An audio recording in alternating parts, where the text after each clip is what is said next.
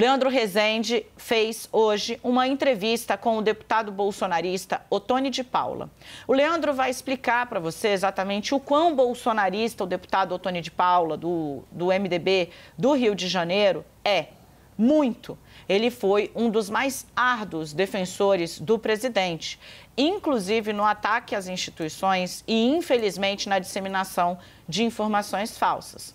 O deputado Ottoni de Paula, uma vez citado no 360, chegou a utilizar uma gravação do que eu estava dizendo dentro do Palácio do Planalto para rebater ali a imprensa e tal, e falar. Esse era o grau de engajamento dele. Mas a política profissional se move diante do que ela sabe mapear como para onde vai o vento de hoje para amanhã.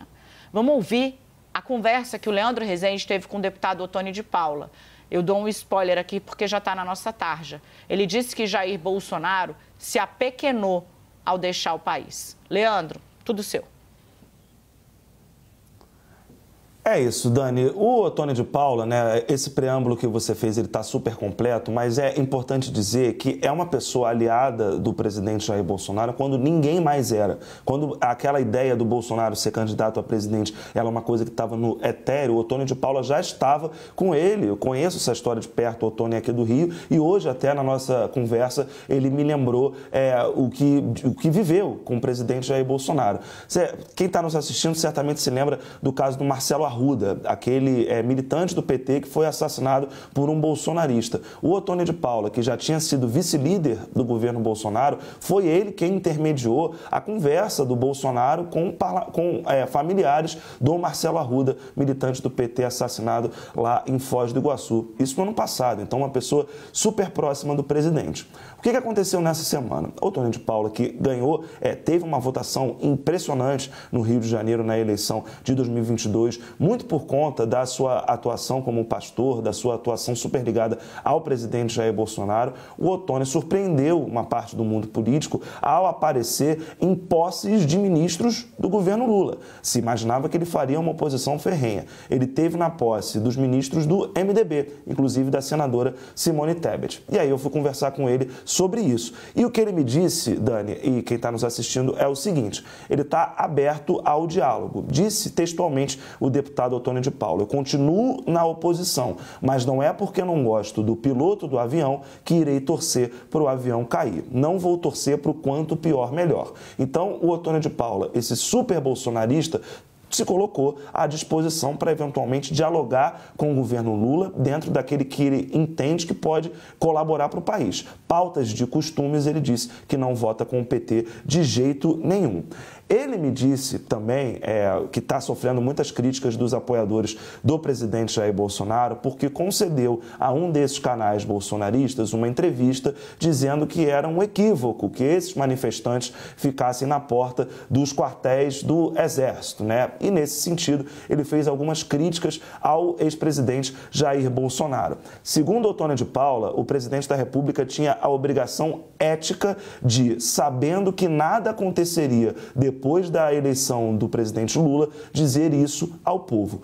E aí, ao sair do Brasil, diz o deputado Ottoni de Paula, o presidente Jair Bolsonaro acabou se apequenando. Então, se trata de alguém que ainda se coloca como um defensor dos princípios daquilo que a gente entende que norteiam o bolsonarismo no ponto de vista dos costumes, mas é um deputado do MDB. Foi prestigiar os parlamentares do seu partido que ganharam ministérios e se colocou à disposição para dialogar com o novo presidente, com o novo governo. Dani. Leandro, eu vou entrevistá-lo aqui para a gente poder repassar a entrevista como um todo, né?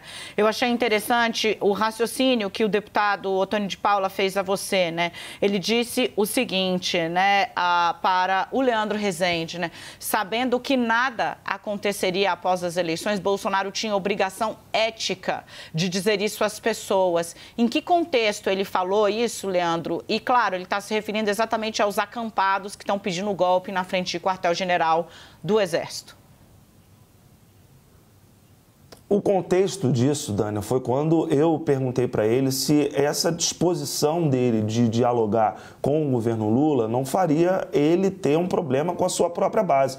E aí ele me disse, eu não surgi na base bolsonarista, eu não vim daí, né, ganhou expressão um pouco por conta disso, mas ele lembrou outros momentos em que ele já havia se colocado de uma maneira em oposição, em alguma medida, à atitude do presidente Jair Bolsonaro. Por exemplo, 7 de dezembro de 2021, a carta feita em conjunto com Michel Temer. O Ottoni de Paula foi muito contrário a essa carta e disse que era o momento do leão rugir, né? Que o presidente já tinha feito um discurso extremado, que bancasse aquilo e fosse adiante, sabe-se lá para onde, naquilo que o que daria esse ir adiante. Mas era a opinião do deputado Ottoni de Paula. Diz ele, né, agora, quando ele diz dessa obrigação ética, ele fez uma crítica, de fato, ao silêncio do presidente Jair Bolsonaro, ao silêncio que o presidente manteve enquanto pessoas foram para a porta dos quartéis do Exército esperar uma, sabe-se lá o que, uma intervenção divina, sabe-se lá o que as pessoas foram esperar, tanta fake news circulando. O fato é que os acampamentos foram montados aí pelo país, não de maneira espontânea, né, de maneira clandestina, mas com alguma estrutura empresarial, e o Ottoni fez críticas severas à montagem desse acampamento e disse, né, dizendo que o presidente, portanto, sabia que nada iria acontecer depois da eleição do Lula e que ele tinha essa obrigação ética de dizer ao povo brasileiro, de dizer isso aos seus eleitores, né? Achei esse momento ali também bastante importante da conversa que eu tive com ele. Em resumo, Dani, ele diz o seguinte, que não deixou de ser bolsonarista, estou olhando aqui para as minhas anotações, né? Ele não deixou de ser bolsonarista, mas é crítico. E aí tem uma frase que eu até acabei não colocando no retorno, mas que é emblemática, que é quando alguém ousa criticar o ex-presidente, disse o deputado Ottoni de Paula, é acionado o chamado gabinete do ódio, né? Então, ele agora está experimentando aquilo que vários opositores do presidente Jair Bolsonaro experimentaram ao longo dos últimos 4 anos, Dani. Deixa eu trazer o Yuri Pita para poder falar aqui com a gente. Antes, eu vou trazer aqui um pouco, olha, o Jader Santos falou que, Dani, concordo com tudo que você disse, mas você está generalizando quando exclui os bons jornalistas que não são conhecidos como vocês. Não, querido, jornalismo profissional eu enalteço a todos, de quem faz jornal comunitário até quem está aí na maior emissora da América Latina, que é a nossa concorrente, inclusive, né? Todos, sem distinção. Jornalismo profissional, era deles que eu estava falando, eu estou falando de todos nós, que com ética, que com compromisso, com a tentativa de chegar o mais próximo possível dos fatos, que com anos e anos montam uma agenda para poder tentar ouvir o máximo de pessoas possíveis e apontar para vocês os caminhos do que pode vir. Goste-se ou não da notícia, a notícia ela é notícia, né?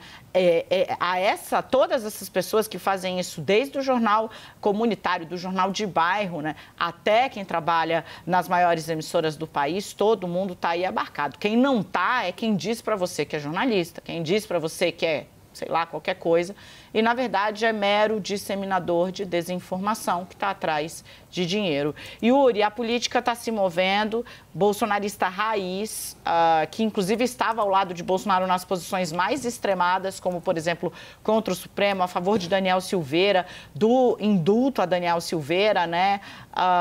Ele agora coloca os pingos nos is, né? Mostra ali que a militância não exatamente precisa estar conectada à perda de senso de realidade, né?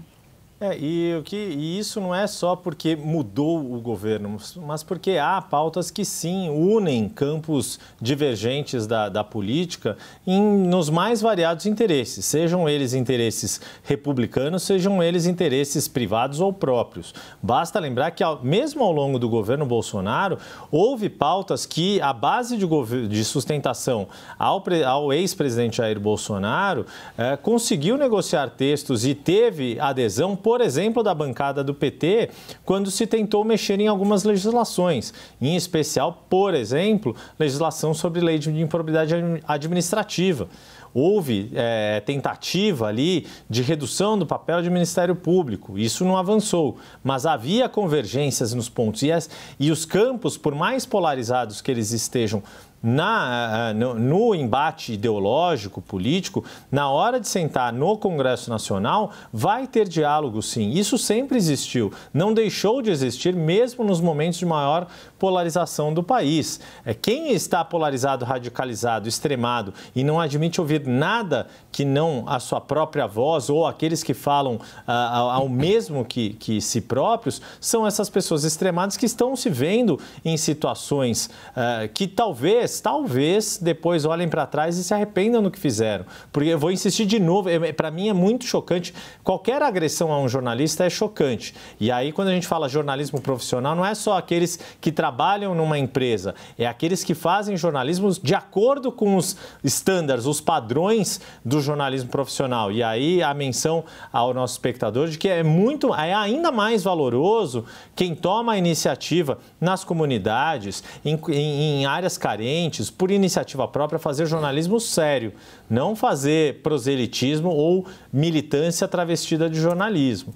O que a gente coloca, assim, e volto a essa agressão aos jornalistas em Belo Horizonte, porque é grave qualquer tipo de agressão, seja cometida por homem, por mulher, por qualquer pessoa. Não estou querendo fazer nenhum tipo de estigmatização, mas vejo muitas pessoas tomando atitudes violentas neste momento que elas não tomariam em outros momentos da vida pública brasileira, que estão tomadas por uma sensação, por achar que o mundo está acabando, por um caos apocalíptico, que não vai acabar, o mundo não vai acabar, o Brasil não vai acabar amanhã, não vai acabar porque este ou aquele governo tomou posse. Não acabou nos últimos 4 anos e não vai acabar nos próximos 4 anos.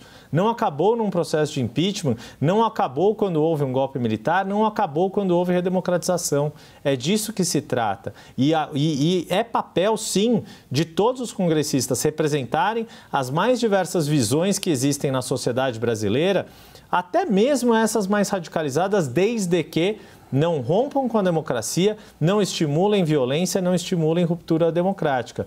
Querer dizer que há pessoas que não aceitam a eleição de Lula é legítimo dizer. O que não é legítimo é dizer que ele não pode que ele não pode assumir o cargo. Ele pode, tanto que assumiu, já está governando, e quem também representa a oposição a Lula vai conversar com ele, que é isso que o Otônio de Paula está fazendo. Querido, eu quero te agradecer o esforço de ter feito muita hora extra para estar aqui. Yuri Pita, um super beijo para você. Gente, vocês acreditam que ele vai tirar férias de novo, esse cara? Eu estou muito chocada. Eu vou falar no RH da CNN, não está correto isso. Não eu posso dar um argumento só, Dani, ou não? Pode, rápido. De novo, né? 30 dividido por 2 dá 15. A gente tira 15 dias, aí junta umas folgas de hora extra e aí depois a gente tira os outros 15. No meu ouvido. Você só fala isso, mas eu vou pedir ao telespectador mais atento do 360, faça um levantamento. Ele vai ter, sem sacanagem, uns 45 dias de folga e olhe lá se não foi mais que isso, hein? Leandro Rezende, entendeu? Cara, e a CNN pro Yuri Pita é uma mãe. A gente está precisando fazer as conexões certas aqui, meu querido. Você na luta por um ar-condicionado e Yuri Pita aí de novo, vai pra onde agora? A gente já acabou de voltar, vai pra onde agora, Yuri Pita? Não, vou pra praia, meu filho, minha enteada e tal. Mas, ó, o Edu Petrelli me disse tudo. Eu não tenho férias desde o ano passado. Ah, que cara de pau! Só para lembrar, 6 de janeiro hoje. Leandro, parabéns pela apuração. Tendo mais repercussão, se o deputado quiser fazer algum tipo de adendo, o 360 está mais do que aberto, como sempre.